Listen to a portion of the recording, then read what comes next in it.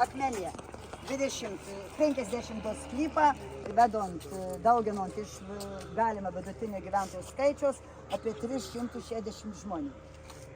Ir tos trobos 28 alaus smuklis, 5 midaus, 3 degtinės.